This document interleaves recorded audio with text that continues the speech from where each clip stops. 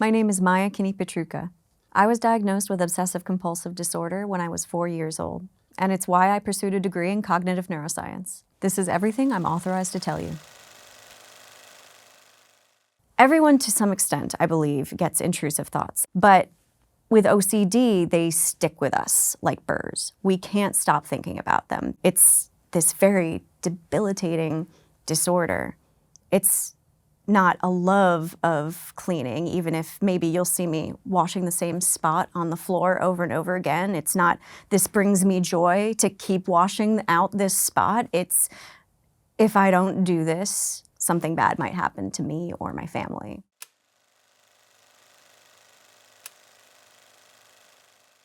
I have contamination OCD because the majority of my compulsions have to do with washing.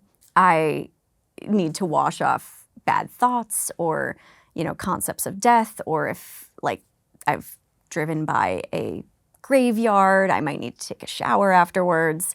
I remember when I was growing up and I was first diagnosed, not a lot of people knew about it, or those that weren't talking about it.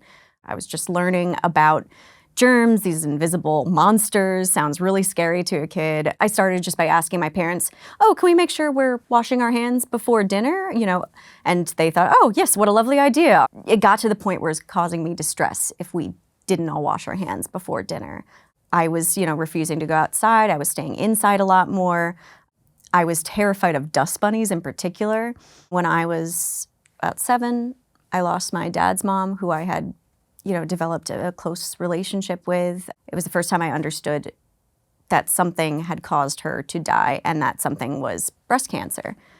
I heard the word cancer, didn't really know what that meant, asked a lot of questions. Is this something that can kill me? Can I catch it by being in the hospital where she was? My dad took us into the room to say our final goodbyes, and it was the first time I'd seen a dead body that hadn't been cleaned up for a funeral. It was, her just lifeless. And whenever we went to visit my grandfather in that house afterwards, I would have to hold my breath as I walked through that room because I was afraid that I was going to catch cancer. Oh, if it's germs, it could be something I'm inhaling or getting on me. And that fear, catching cancer, sort of generalized into this fear of catching death. So it became that I was afraid of just about anything that could symbolize death. Because logically, I was understanding what my parents were telling me, like that cancer is not something that you get through germs. But if someone can just die and I have, no control over it, if there's no way to, prepare, how do I get a sense of control? I do the things that I was taught about, contamination. I wash my hands. I hold my breath. I, avoid places that have anything to do with death or remind me of it. It all comes down to this obsession. What are the intrusive thoughts? What are the what ifs to the compulsion? What's the behavior I'm doing to try and get just a break from this loop, this thought spiral that I'm trapped in?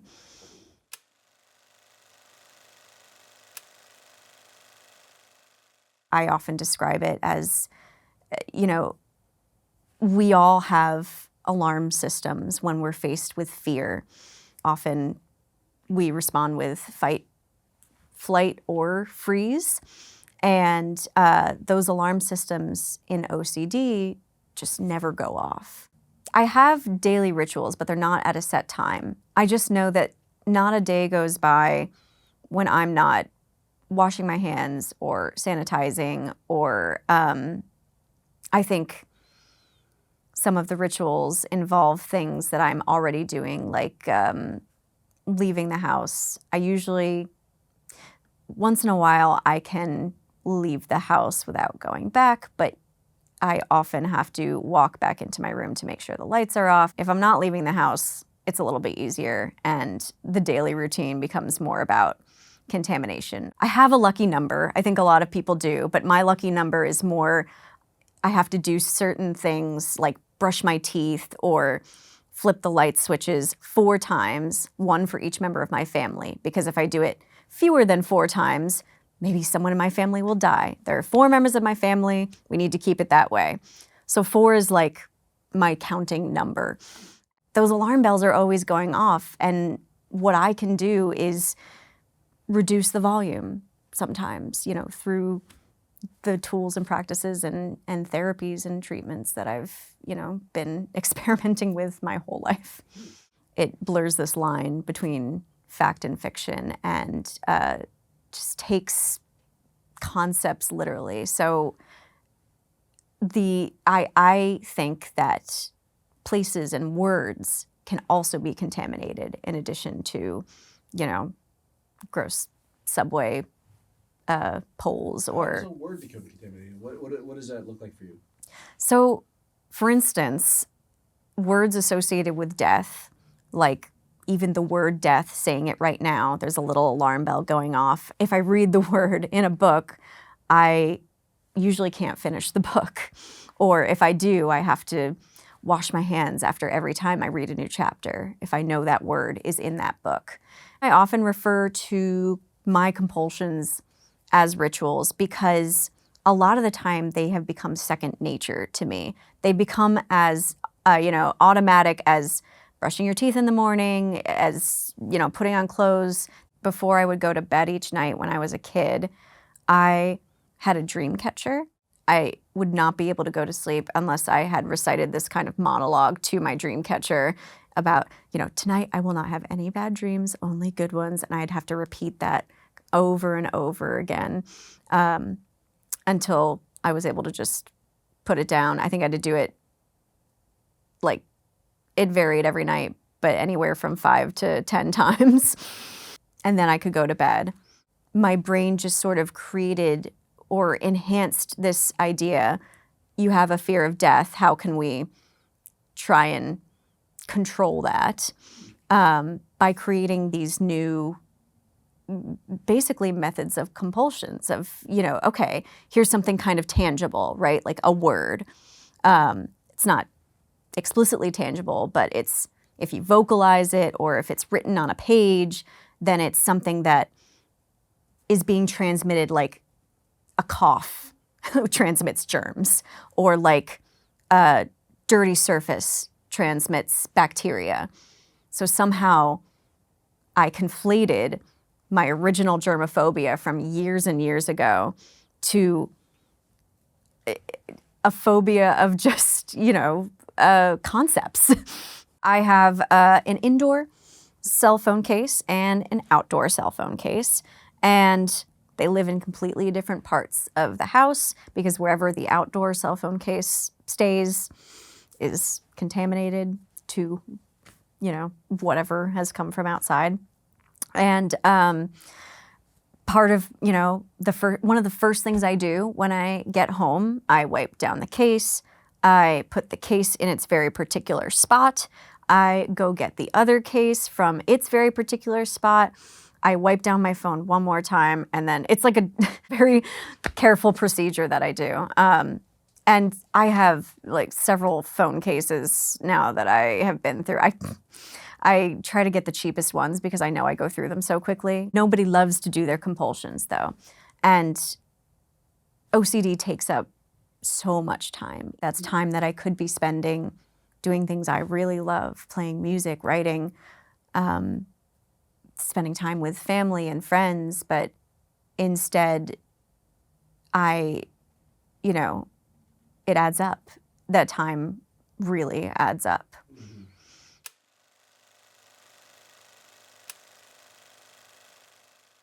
I would wash my hands raw. I remember 6th grade, I had chapped and bleeding hands, and I would be so embarrassed by them. I wore gloves to school. We had just moved to a new town. I was highly anxious in general, and the OCD was just ramped up to a 10. I remember kids, asking me about it. Why are you wearing gloves? And I would make up an excuse. I'm cold. But with my teacher, when she asked me about it, I showed her and she let me keep the gloves on. I think there was concern one of my middle school teachers eventually asked me about it. And I remember him asking me one day after school to if I wouldn't mind helping, organize this box of pens or something. He was like, because I know you have OCD, so I figure this might be something that you'd really enjoy doing, is organizing this very messy box of writing utensils. I don't think this was bad. This was more just like a general misunderstanding or misconception of what OCD is. I tended to make friends pretty easily, but I wasn't great at keeping them for long periods of time. When I was younger, I was always a little bit of an odd one out. I think because of my intense anxiety, there were often a lot of games that I couldn't complete or that I would get easily upset with. I was a total tattletale. And it's wasn't until like being an adult looking back that I realized this was a huge part of my OCD, this need to confess things whenever I felt like something may have been morally wrong, or even if it was just kids being kids playing on in the neighbor's yard that maybe we weren't supposed to. I felt like if ever I were to conceal that information or lie to my parents about it, then something bad would happen to me. I used to reject this notion, this stereotype that people with OCD are perfectionists, because I've never considered myself a perfectionist, or at least I didn't growing up. I didn't think that, oh, I need, to make this frame hang at exactly a 90-degree angle. I don't need my clothes to be wrinkled. I often didn't, iron my clothes or take the time to, make things look nice or perfect. But I realized that the things I was obsessed with, morality, karma, being a good person, keeping, my family exactly the way that it was a form of perfectionism. I was obsessed with having a perfect life. I don't have any resentments towards classmates or especially younger people who were making sense of behaviors that might not seem normal to them, especially since it was not something I was very vocal about. I didn't say I have this disorder and that's why I might be acting this way.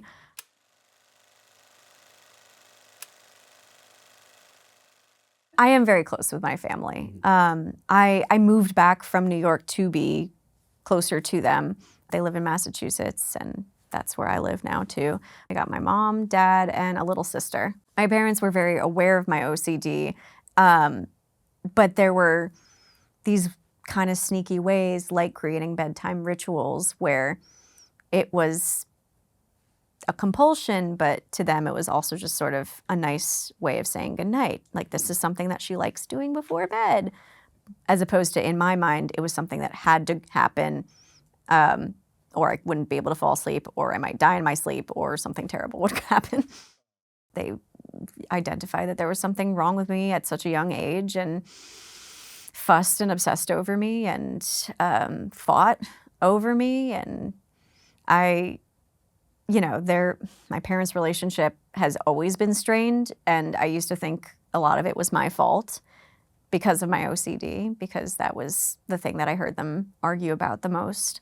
Took me a long time to realize that it wasn't my fault. There's a lot of guilt involved. I think I felt the need, because my parents knew my OCD better than anyone, because they were always asking me about it, they were hyper aware of it.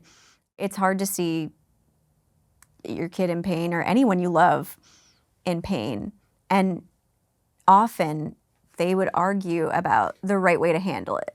So they had different ideas about, the best way to comfort me or the best way to approach OCD in general.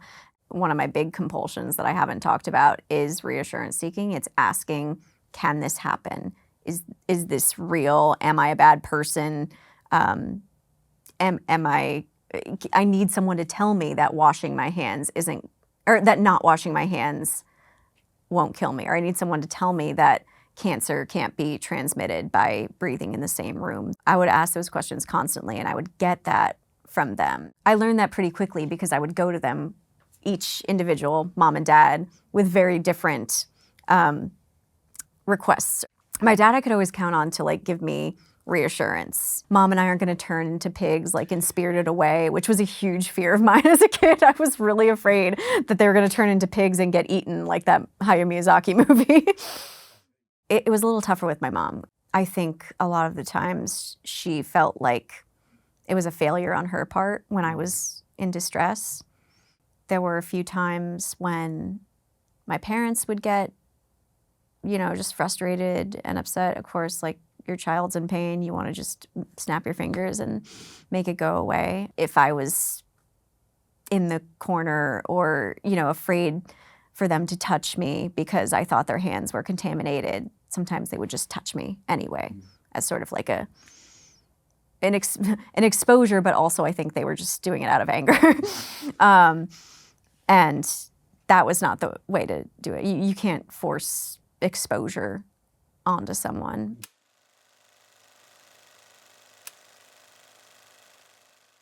When I was 7 years old, my mom actually took me to see a shaman, a friend of hers, which totally wild how many 7-year-olds can say that they've seen a shaman. But she was this lovely woman. She had a lot of crystals in her room, and she had me lie down on a table and took me through this guided meditation where she asked me to visualize my OCD the way that so many of my therapists had.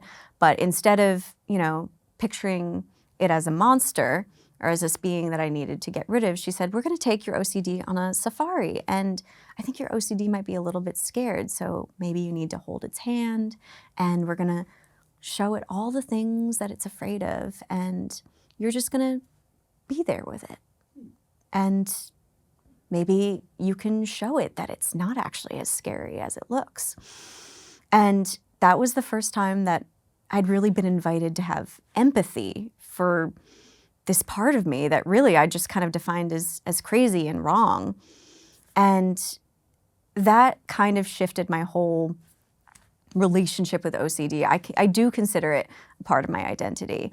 I don't think it defines who I am, but I do think a lot of who I am today is because of my OCD.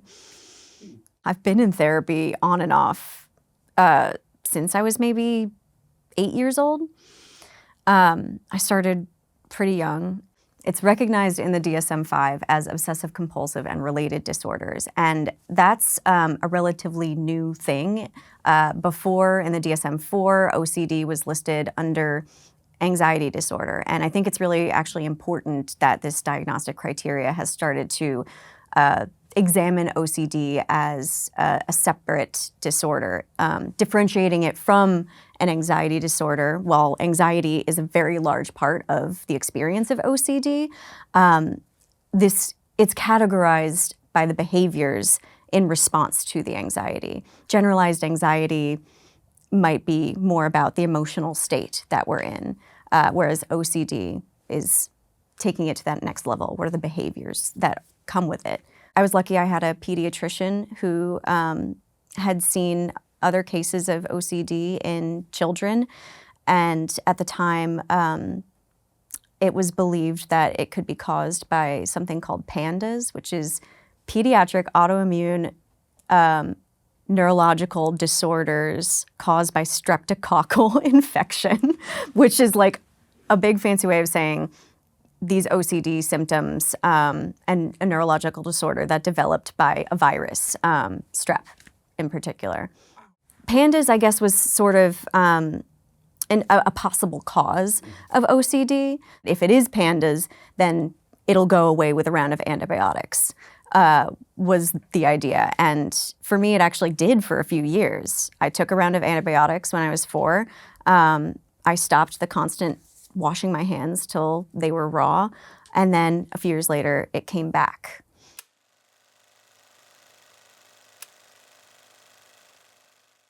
I have tried a a number of different therapies for my OCD. The gold standard is exposure response prevention therapy.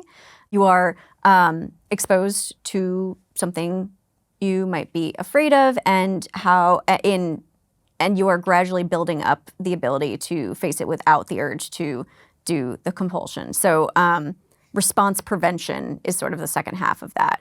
How do we get you to the point where you're reducing and limiting the number of times that you're doing the compulsion, or even just the amount of time that it's taking to do the compulsions in a gradual and, safe way. The first time that I had experience with this was with my therapist in middle school. And one of the things that he did was recorded, it was like a mixtape for me, but it was the words that I was afraid of. It was like funeral, graveyard, death. My assignment was to play that mixtape on repeat and listen to it. And then I redeveloped a fear of walking through graveyards again.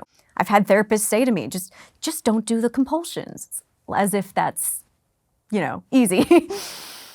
I recently started acceptance and commitment therapy, which is about building a neutral relationship with my OCD and accepting that I am always going to have it. And that has been one of the most effective therapies that I've had. And I've tried a lot of them in my day. One of the first things my therapist said on day one was, okay, you're always going to have OCD. No one had ever just said that to me before. I'd always started therapy, with this expectation, these goals that I was going to get better, or, even if I couldn't cure myself, there would be healing involved, or there would be, a point that I could get to eventually where I wasn't as OCD, or I wasn't doing the compulsions. And it was the realest that any therapist had ever gotten with me. And it almost felt like a relief. Like, okay, I'm being forgiven almost for being the way that I am.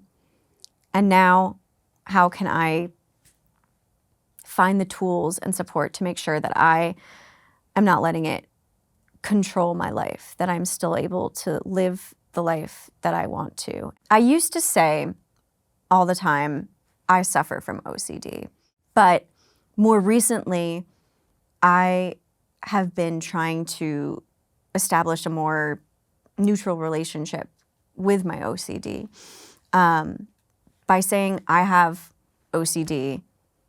I'm accepting that I have OCD, that it is a part of me.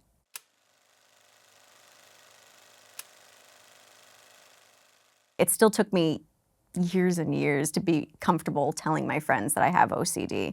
And actually, it really wasn't until college that I even, met some of my first friends that also had OCD. So in high school and college, I was a big theater kid. And I met my very dear friend, Susanna, when we were working on a play for her senior show in college. And I remember after one of the rehearsals, we went back to her dorm to hang out, and I was sitting on her floor and looked over her bookshelf and saw the OCD workbook, which was something that my mom had given me when I was in high school. I said, I have this book too. And immediately it was that unspoken, oh, you also have OCD? You're one of us?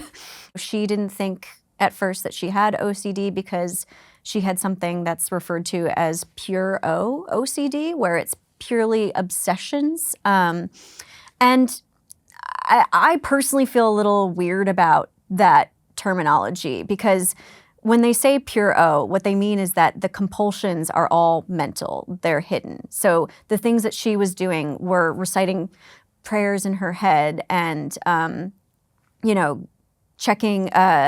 checking things and replaying memories, and she didn't know that she had it originally. Neither of us had realized that it was something that we could, talk about openly. So we shared a lot about the commonalities, about how we were both total hypochondriacs and constantly terrified that every little ache or pain was a brain tumor or, heart attack, and how we just, people were always telling us to just trust our bodies and listen to our bodies, and how that felt impossible most of the time. We ended up writing a play together called So OCD. It's sort of an ironic twist on the fact that OCD is often colloquially used as an adjective, which it's not. It is not a cute, quirky trait. So we took a little bit more of a half biopic, half kind of absurdist take. We donned lab coats and acted like we were these fear experts, and we're going to convince you today about why being afraid of everything is actually amazing. And that was sort of interspliced with memoirs from our life. We ran it in Philadelphia, we ran it in New York, and most recently we took it to the Edinburgh Fringe Festival. I began sharing about my experience living with OCD on social media. I remember the first TikTok that I made that went viral. It was showing me, cleaning things and organizing, and the caption was what people think OCD looks like. And then I showed versus, what OCD actually looks like. And it was me flipping a light switch a bunch of times. It resonated with a lot of people. And even looking back on that video now, there are things I would have said differently. Like, instead of saying, this is what people think OCD looks like versus what it actually looks like, feels a little like gatekeepy language, as if I'm saying that this is the experience of everyone, when it is very much not. It only reflects mine. People on the internet love to argue. So it's kind of a joke that I went back to school out of spite, but it's also not really, because I wanted to have as much expertise and knowledge about the subject that I wanted to talk about as possible. So I could, do my own research. I could pull what I knew, what I had learned. I could whip out my textbooks from college, but I wanted to take a step further. I was like, I really enjoy having these conversations, even if, sometimes on the internet people think, oh, this can't be true, or, oh, they want to argue with, things that you're presenting as facts, which totally understandable. We all should question everything. But I wanted to be able to have the right comebacks, be able to have the right moments of, educating people about the science of OCD, not just the science of OCD, but, the science of uncertainty and fear learning, which is what I went on to do in my cognitive science program. I got my master's degree in cognitive neuroscience, and I had studied theater and cognitive neuroscience in undergrad. I was very much into the idea of learning how the brain worked, into getting that certainty. A lot of the people that came to me were just people who were learning about themselves and their own anxiety and OCD. Some of them were parents or loved ones of someone who had OCD. I was finding that there were these people who were coming to my videos about OCD and basically, saying, like, thank you for explaining this, or I never knew other people thought this way. The things that I wish I had been able to see or hear or learn about when I was growing up. And at the very least, feeling less alone is something. But I had about 130,000 on TikTok. I started posting on Instagram as well, got up to 16,000, and then realized I didn't want to be posting my OCD videos there as much, because my friends, family, coworkers were starting to see them and interact with them, which was an interesting experience and made it a little bit harder for me to want to be as public. Right. It's a variant community, and I was afraid of being branded as the OCD girl, so I wanted to branch out. And I realized a lot of my mental health was beginning to suffer as a result of being kind of addicted to TikTok, to feeling like I'm, sharing these very personal things, and if it doesn't get a certain number of likes, it must be a bad video. And I've cut back on feeling like I need to constantly be present and active. But I still get questions to this day, and people who reach out to me to just ask for advice. And I am always having to say I'm not a medical professional. I can offer my own experience and hope that that is helpful.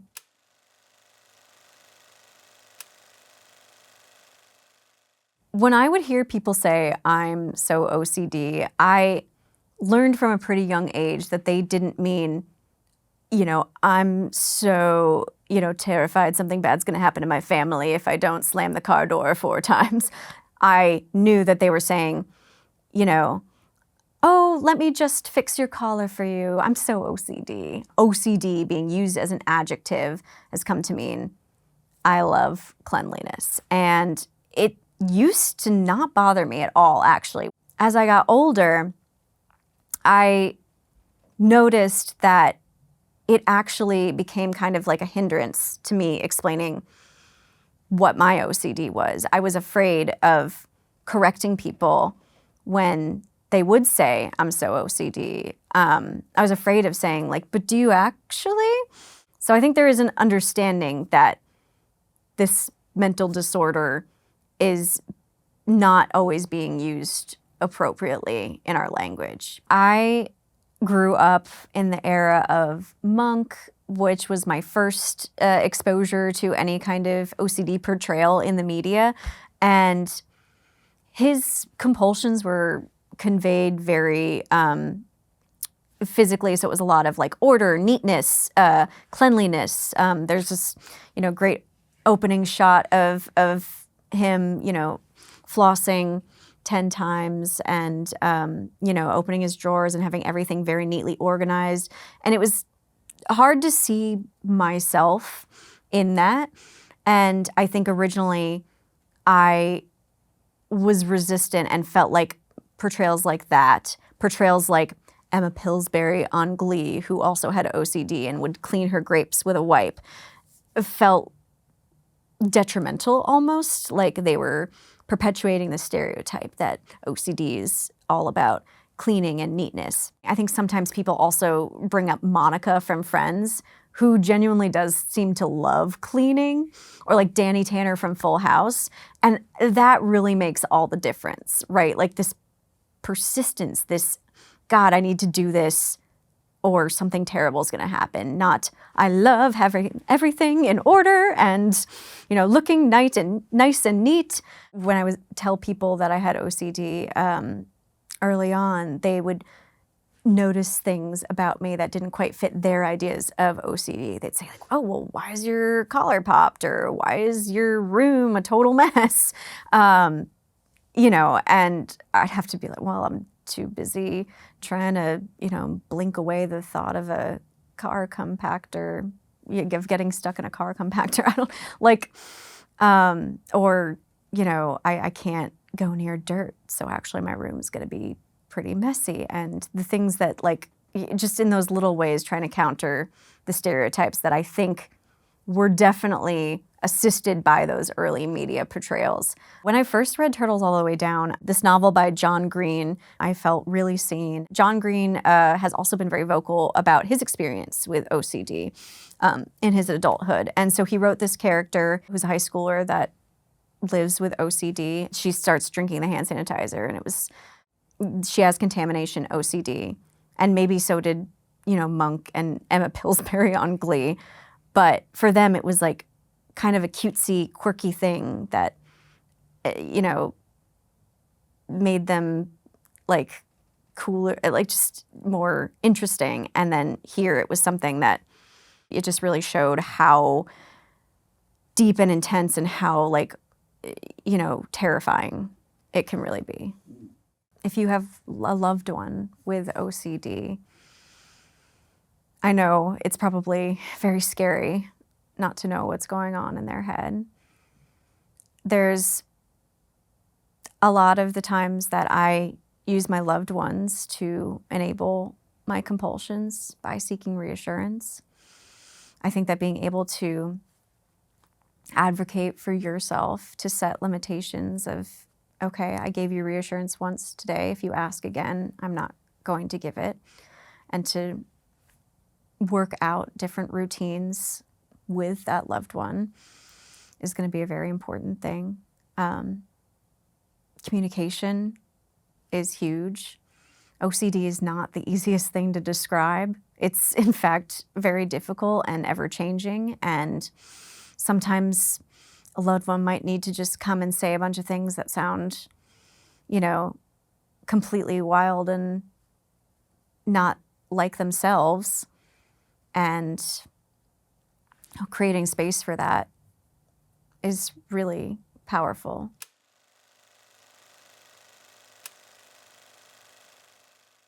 Dating is hard. Intimacy in general has always been pretty difficult for me. I am better at keeping friends now, but I'm not as good at staying in relationships. And I think, you know, this really strong fear of commitment kind of washes over of, what if they're not the one? What if I'm leading them on? What if I don't actually feel anything for them? Or, you know, all these social what ifs on top of it is, I need to really trust someone to, you know, be able to like be touched and to have any kind of like physical relationship too. And it's so it takes time, but then it's also like a lot of work on my part. And they just often, you know, have ended because I am uncomfortable, because I don't want the uncertainty of not ever like being able to read another person's mind, know what they really think of me, in spite of like how comfortable I get talking with how comfortable I get talking about my OCD. There's so much of it that I do behind closed doors that it's insanely difficult to be vulnerable about. It's hard to be vulnerable in general, but letting someone into your daily routine when that daily routine is, you know, compulsions and things that may not make sense to them, it's scary. I've used dating apps before. I'm not a huge fan. I've, like, to varying levels of success, gone on dates with them, and I kind of have this like all or nothing attitude too, where I'm like, okay, I need to prove to myself that people like me, that people still want to date me. So I'll go on a date with someone that I don't even really like that much, just to, you know, show that I am likable. And in a way that's sort of like a checking, that's like a testing of this, you know, value. What if no one likes you? So yeah, I mean, the first thing that I tell people, I don't, it's usually not, I have OCD, but often it's, you know, I like talking about fear because I think it is universal and it's something that people can relate to. And then if it naturally evolves into being able to disclose a little bit more about the way that my brain likes to handle fear, then that's good. But my concern is always making the other person comfortable. And I think there's this belief that I can never shake that because I am uncomfortable so much of the time, that's going to make the other person uncomfortable, that I'm contaminated in a way. I've been shown a lot of kindness, and I don't always feel like I deserve it. And I also feel like the more that I show of myself, the more I want to pull away from the other person.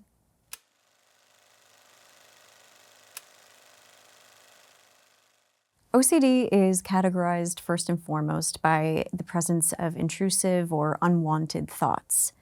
And often these thoughts or urges or images that come into our brains are distressing and causing anxiety. So with OCD, we might do a compulsion or a behavior to try and get rid of or alleviate that anxiety. As of 2024, the NIH suggested that somewhere between 1% and 3% of the global population is impacted by OCD. There is constantly emergent research on OCD.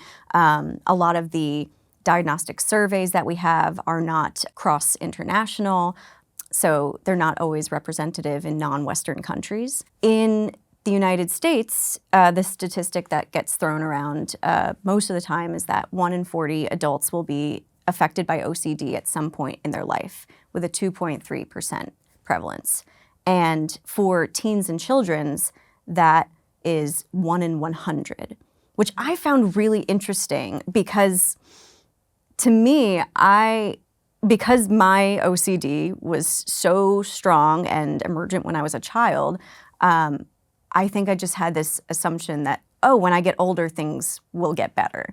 While we're continuing to refine these diagnostic tools, and while there is, a global effort to spread awareness about what OCD is, these numbers might be changing just because we are getting better at identifying OCD symptoms. People are able to come forward and get the help and treatment and that they need.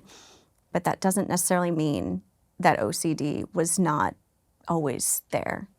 That, that these numbers weren't always accurate. They're just what's reflected in our surveys and our data.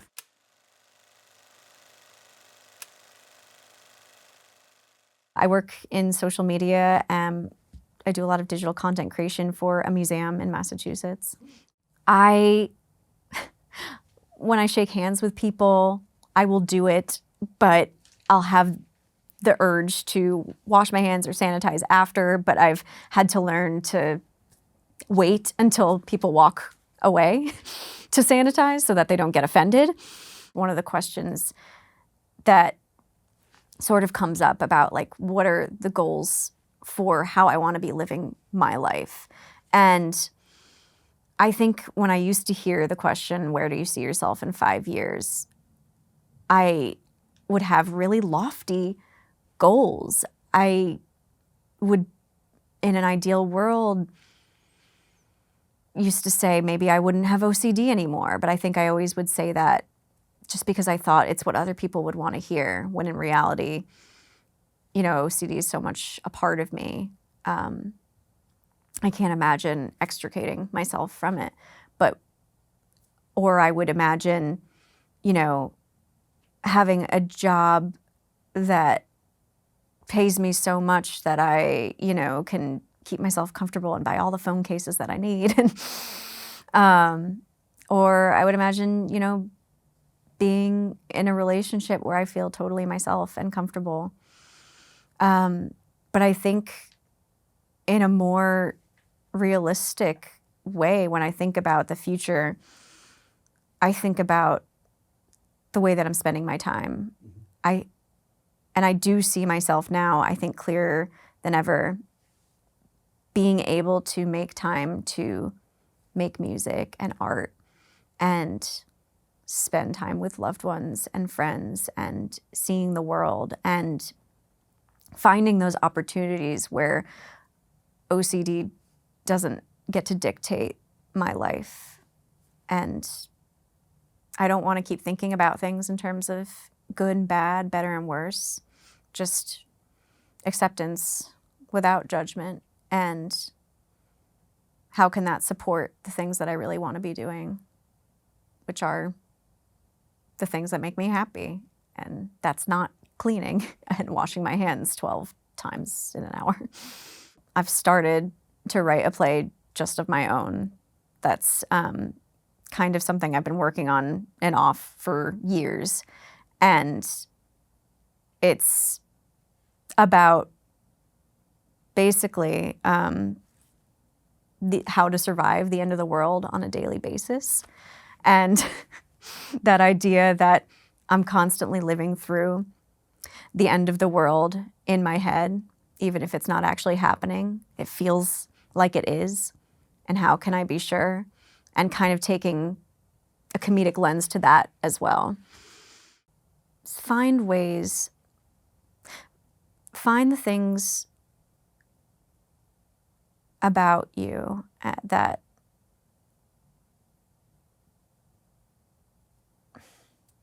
OCD hasn't taken. I guess it's like hard for me. I think it's hard for me to say all of this just because I'm working on thinking about OCD as being this part of me that needs love and care just as much as every other part of me. I think the things that I wish I had known, at least when I was very young, were that